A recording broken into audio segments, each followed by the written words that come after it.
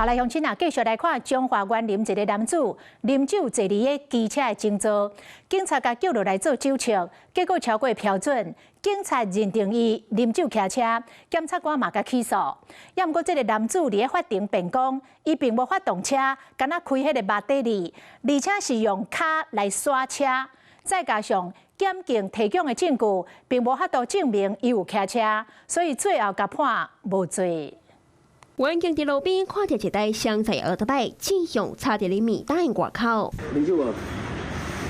有啦吼，我就講你有啉嘛，你個咧？原來這個姓陳的男子拄則接去互警察甲提醒，講食酒莫騎車，即賣閣去互員警掠到伊坐奧多擺，閣疑似將車發動，隨甲酒測。先後配，對，先後配。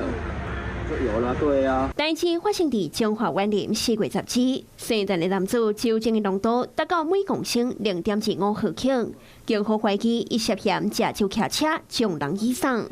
檢方後續依照公共危險罪甲起訴，也毋過尾手法院判伊無罪。有食咯，算着只。有啉就叫人載，啊無就用行的，冇騎車。姓陳的男子佇庭上講當時有開馬達里，也毋過奧多擺無發動，伊是用骹擼頂當爾，要騎毋騎嘛正丟毒，也毋過強調落尾無騎車。被告一開始是以雙腳滑動的方式從路邊將機車倒車出來，並以雙腳滑動的方式將機車逆向前進一小段距離即停止。法官認為，姓陳的男子愛佇操控奧多擺的狀態下，後車以動力運動前進，這符合刑法中酒醉未當安全駕駛動力交通工具罪。加上檢警無其他證據會當證明伊當時有騎車，所以以無罪推定的關鍵判伊無罪。